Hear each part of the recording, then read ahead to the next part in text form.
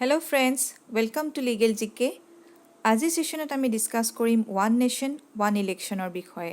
প্ৰত্যেকখন ষ্টেটত বা local bodies election তাৰোপৰি আমাৰ লোকসভা ইলেকশন বিভিন্ন সময়ত হোৱা দেখা যায়। বেলেগ বেলেগ সময়ত বেলেগ ষ্টেটৰ কাৰণে বেলেগ সময়ত ইলেকশন হোৱা দেখা যায়। কিন্তু যদি ওয়ান নেশন ওয়ান ইলেকশন এনেকুৱা ধৰণৰ এটা প্ৰচেষ্টা আমি হাতত লওঁ তেতিয়াহ'লে তাৰ পৰা কি সুবিধা বা কি অসুবিধা হ'ব পাৰে এই সকলোবোৰ আমি এই ভিডিঅ'টোত ডিসকাস কৰিম। So let's begin. Recently All India Presiding Officers Conference এখন হৈ গৈছে আৰু এই ভিডিঅ' কনফাৰেন্সৰ জৰিয়তে আমাৰ দেশৰ প্ৰধানমন্ত্ৰী ডাঙৰীয়াই নৰেন্দ্ৰ মোদী ডাঙৰীয়াই কনক্লুডিং সেশনত এটা ভাষণ দিছিলে আৰু এই ভাষণ আমাৰ constitution day on the অকেজন of constitution day 26 November আমি প্ৰত্যেকেই জানো যে আমাৰ কনষ্টিটিউশ্যনখন 26 নৱেম্বৰত এডপ্ট কৰিছিলে আৰু তাৰ উপলক্ষে আমি প্ৰত্যেক বছৰে কনষ্টিটিউশ্যন ডে সেলিব্ৰেট কৰোঁ 26 নৱেম্বৰত। গতিকে এই উপলক্ষে যি ভাষণ দিছিলে সেই ভাষণত নৰেন্দ্ৰ মোদী ডাঙৰীয়াই ওয়ান নেশন ওয়ান ইলেকশনৰ বিষয়ে উল্লেখ কৰিছিলে আৰু তেখেতে কৈছিলে one nation one election not a subject of debate but a necessity for India. There is an election in India every month which hampers development. So, one nation, one election যদি আমাৰ দেশত applicable হয় তেতিয়াহ'লে যিহেতু আমাৰ প্ৰত্যেক মাহতে বেলেগ ষ্টেটত আমি বেলেগ সময়ত ইলেকশ্যন হোৱা দেখা পাওঁ, গতিকে এনেকুৱা ধৰণৰ সিস্টেমে আমাৰ ডেভেলপমেণ্টৰ সেক্টৰত আমাক বহুত হেম্পাৰ কৰিছে। যদিহে ওয়ান নেশন ওয়ান ইলেকশ্যন ব্যৱস্থাটো আমি এপ্লাই কৰিব পাৰোঁ তেতিয়াহ'লে নিশ্চয় ইয়াৰ সুবিধা আমি গ্ৰহণ কৰিব পাৰিম। সো ইয়াৰ কি পইণ্টছ হিচাপে আমি ক'ব পাৰোঁ যে the idea is about structuring the Indian election cycle in a manner so' that election to the Lok Sabha and state assemblies are synchronized together so that the election to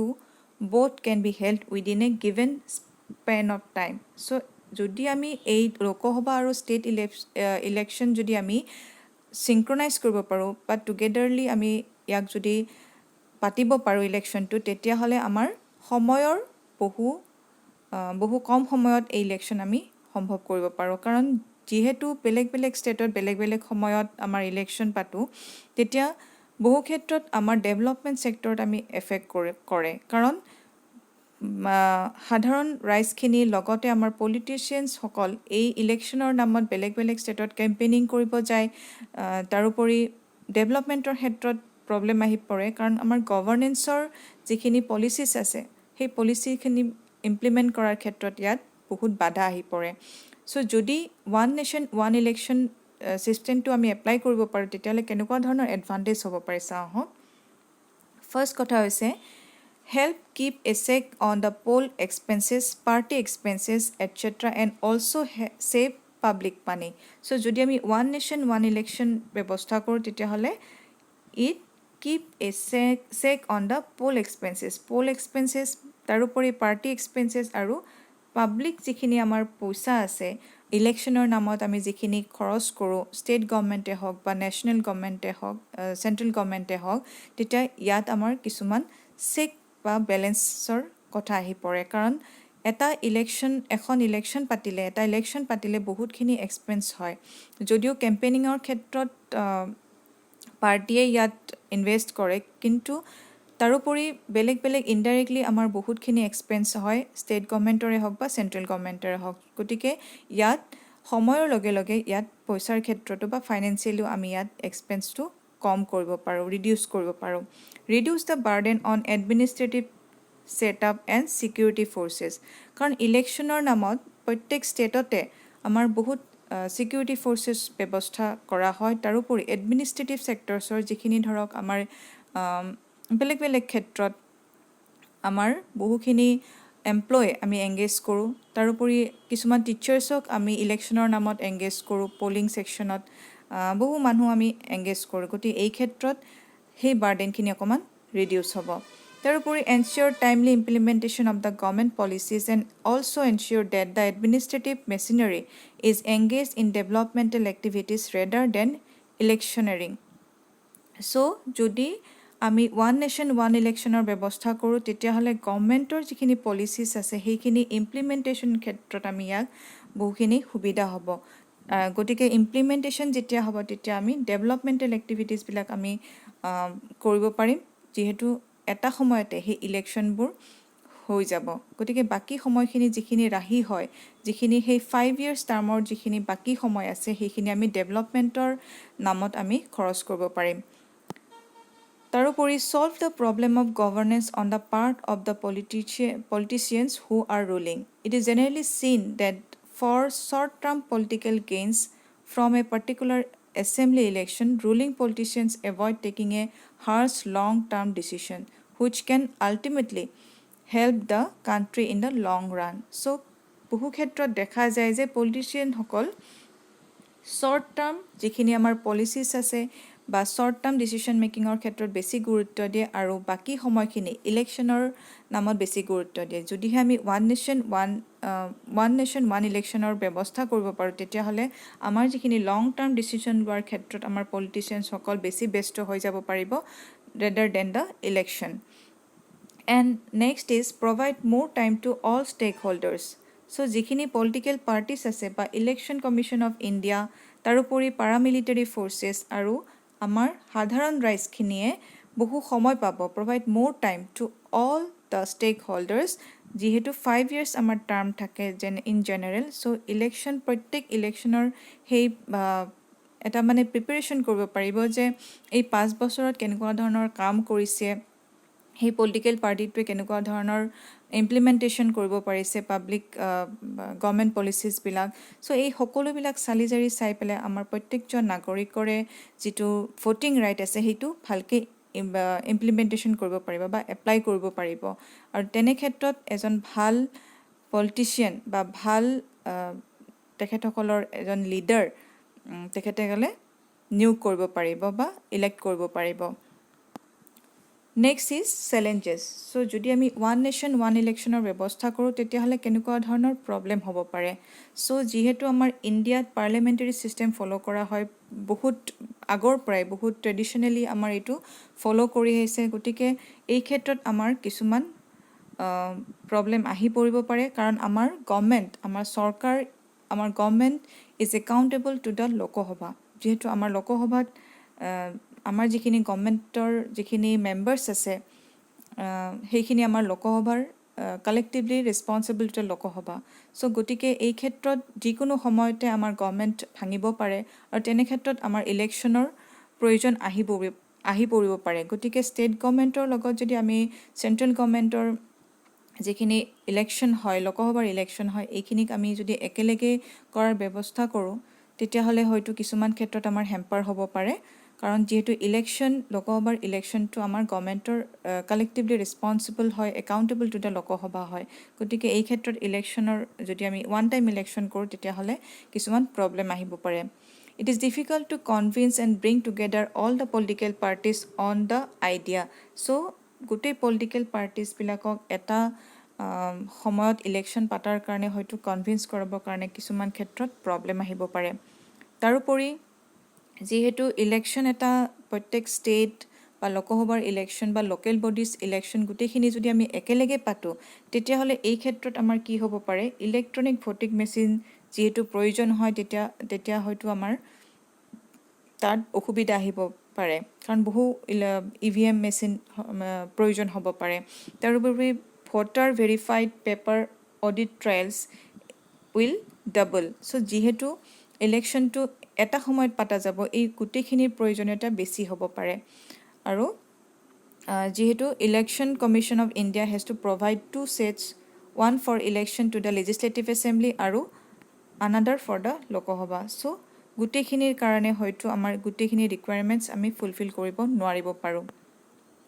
then there will also be an additional requirements of the polling staff and for better security arrangement already আমি কৈছোঁ ইলেকশ্যনৰ নামত আমাৰ যিখিনি administrative staff আছে সেইখিনিৰ প্ৰয়োজনীয়তা বেছি আহি পৰে গতিকে যদি ওৱান টাইমত ইলেকশ্যন হয় তেতিয়াহ'লে তাৰ ৰিকুৱাৰমেণ্টছ আৰু বাঢ়ি যাব পাৰে গতিকে এই ক্ষেত্ৰত আমাৰ ছিকিউৰিটি এৰেঞ্জমেণ্ট বা পলিং ষ্টাফ মেম্বাৰ্ছ গোটেইখিনিৰ কাৰণে এডিশ্যনেল ৰিকুৱাৰমেণ্ট হ'ব পাৰে হয়তো যিমানখিনিৰ প্ৰয়োজন হ'ব সেইখিনি হয়তো আমি নাপাব পাৰোঁ এট টাইম নেক্সট ইজ ছাজেশ্যনছ চ' কেনেকুৱা ধৰণৰ ছাজেশ্যনছ আমি ক'ব পাৰোঁ যে যিহেতু আমাৰ এনেকুৱা ইলেকশ্যনৰ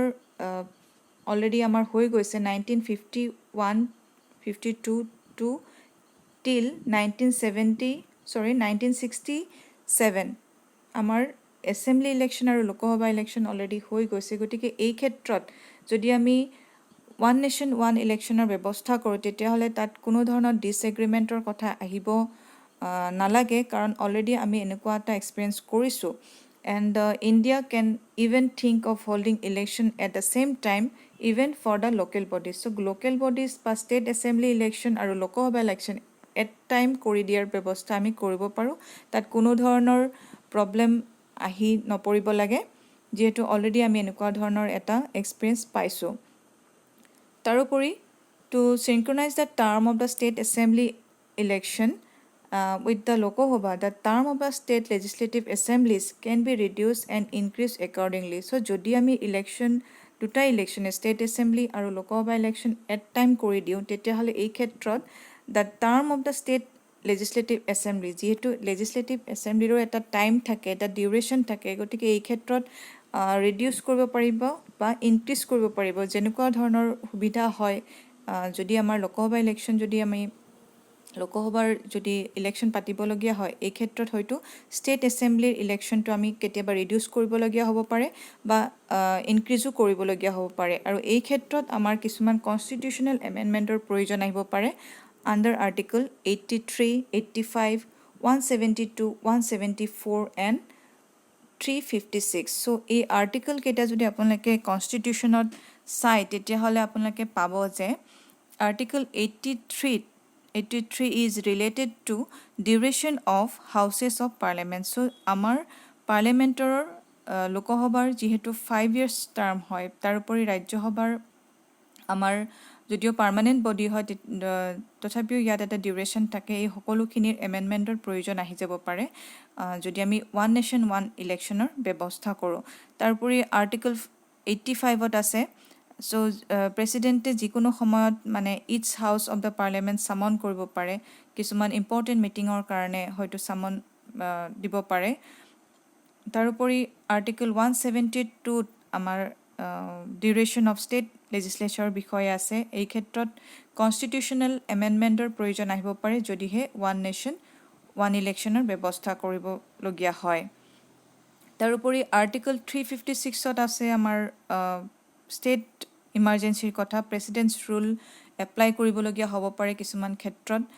গতিকে এই সকলোখিনি আমাৰ কনষ্টিটিউশ্যনেল এমেণ্ডমেণ্টৰ প্ৰয়োজন হ'ব পাৰে যদিহে আমি ওৱান নেশ্যন ওৱান ইলেকশ্যনৰ ব্যৱস্থা কৰোঁ ইন ইণ্ডিয়া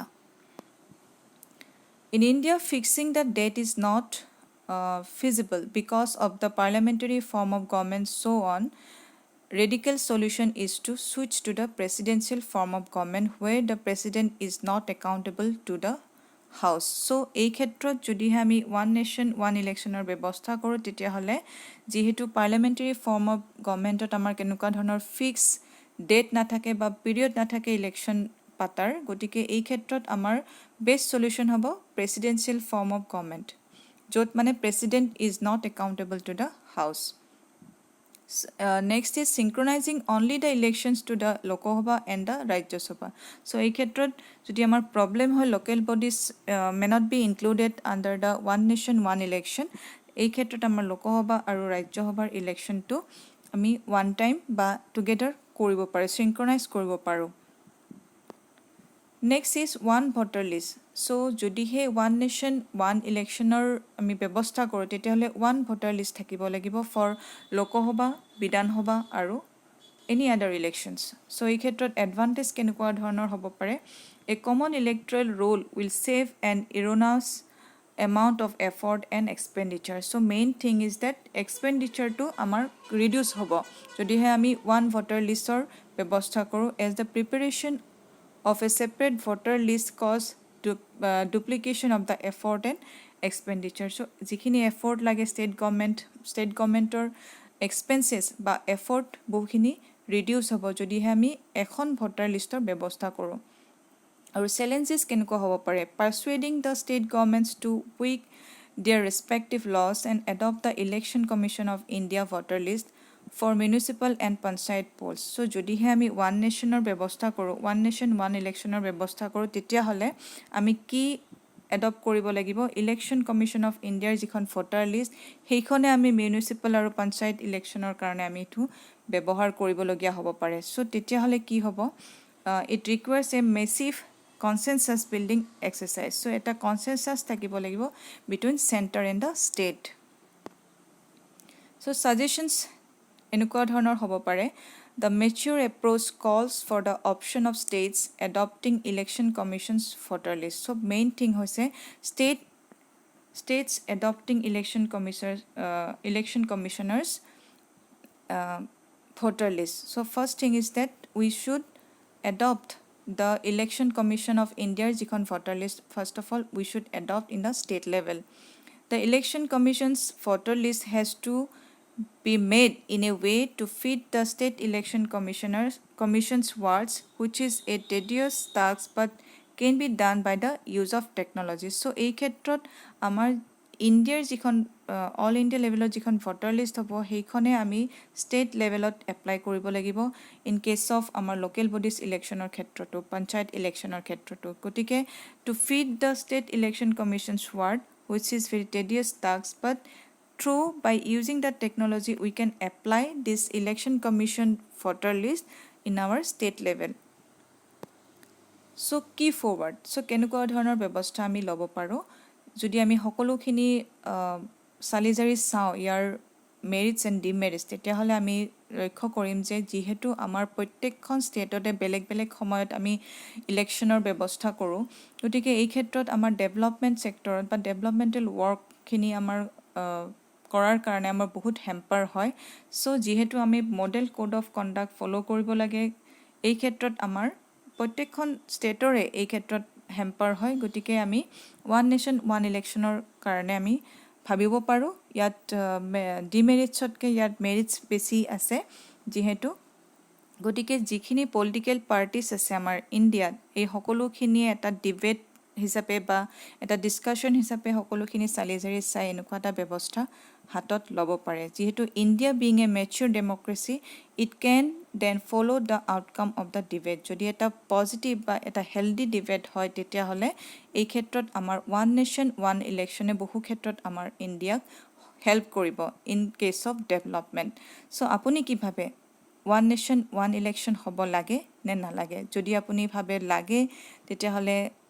কমেণ্টত মোক জনাব পাৰে, আৰু যদি ভাবে নালাগে তেতিয়াও মোৰ কমেণ্টত জনাব পাৰে। চ' ভিডিঅ'টো চাই নিশ্চয় ভাল পালে। থেংক ইউ ফৰ ৱাচিং।